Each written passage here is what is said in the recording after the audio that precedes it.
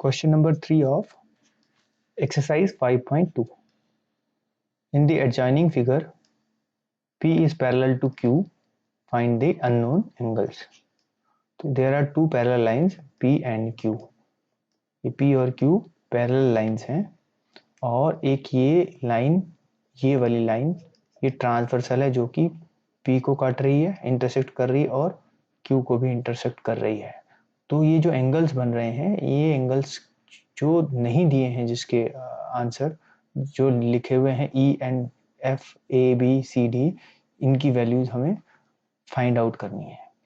तो इनकी values find out करने के लिए हमें ये जो प्रॉपर्टीज हमने करी थी एंगल्स के ऊपर, पैरेलल लाइंस के ऊपर जब ट्रांसवर्सल करती है तो प्रॉपर्टीज हैं, उन प्रॉपर्टीज को लगा के हमें इन एंगल्स की वैल्यूज फाइंड आउट करनी है.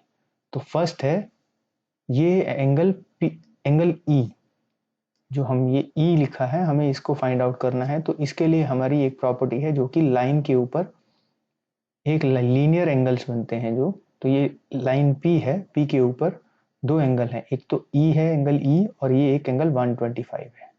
तो ये एक लीनियर पेयर बना रहे हैं, यानी इन दोनों का सम 180 है. तो हम लिखेंगे angle E plus 125 degree equal to 180 degree, और हम ब्रैकेट में लिखेंगे लीनियर पेयर. तो लीनियर पेयर बन गया है. तो E की वैल्यू आ जाएगी, एंगल E विल बी, ये 125 इधर जाके माइनस में हो जाएगा, तो 180 डिग्री माइनस 125 डिग्री. तो ये 180 को 125 से माइनस करेंगे तो आ जाएगा 55 डिग्री. तो E का वैल्यू हो जाएगा 55 डिग्री. अभी सेकंड है, हमें F की वैल्यू निकालनी है. E की वैल्यू हमें पता चल गई है, तो F की वैल्यू निकालनी है. तो अब अगर हम ये देखें कि ये दो लाइंस हैं, एक ये वाली लाइन है और ये लाइन है, तो लाइन पर ये वर्टिकली अपोजिट एंगल है. एंगल E और angle F vertically opposite angle है और ये दोनों इक्वल होते हैं.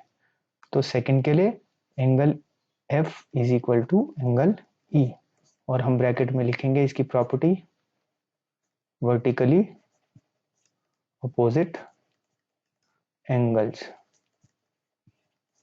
तो angle F and angle E कितना, 55 डिग्री. तो एंगल F भी 55 डिग्री ही होगा. तो ये हमारा सेकंड पार्ट का आंसर हो गया F का.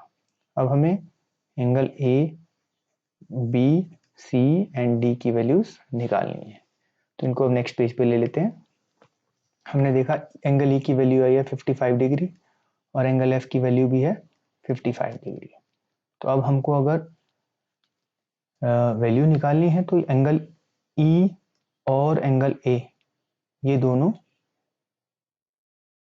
कॉरस्पॉन्डिंग एंगल है, तो ये इक्वल होंगे. तो हम लिख सकते हैं angle E is equal to angle A, और ब्रैकेट में लिखेंगे कॉरस्पॉन्डिंग एंगल्स. तो कॉरस्पॉन्डिंग एंगल है इसलिए इक्वल होंगे. तो angle A will be equal to angle E and angle E is 55 degree. तो ये एंगल E की भी वैल्यू आ गई हमारी. एंगल A 55 डिग्री है. तो अब इसके बाद हमें एंगल A और एंगल C अगर देखें तो ये वर्टिकली अपोजिट एंगल है, तो C की भी वैल्यू आ जाएगी. तो angle C will be equal to angle A, और ब्रैकेट में लिखेंगे वर्टिकली अपोजिट एंगल्स. तो एंगल A की वैल्यू कितनी है, 55 डिग्री.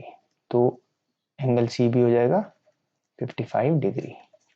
तो अब एंगल C की वैल्यू भी आ गई 55 डिग्री. अब हम देखेंगे कि हमें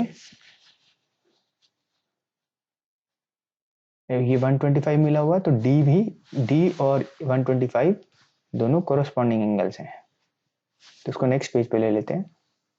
तो हमें ये पता चल गया ये 55 है, ये भी 55 है, ये भी 55 है और ये भी 55 है. अब हमें निकालना है B और D.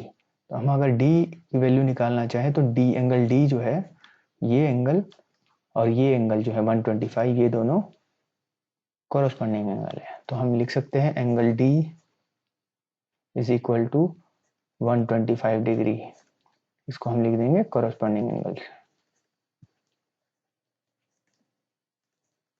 कॉरस्पॉन्डिंग एंगल्स, तो डी की वैल्यू भी आ गई है हमारी 125 डिग्री। अब अगर हमें बी की वैल्यू निकालनी है तो बी और डी दोनों वर्टिकली अपोजिट एंगल हैं, तो इसलिए बी और डी इक्वल होंगे। तो हम लिख सकते हैं angle B is equal to angle D, यहाँ लिखेंगे वर्टिकली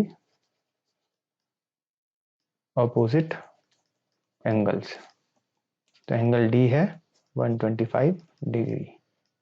तो इस तरह से हमने ये सभी एंगल्स की वैल्यू फाइंड आउट कर ली है।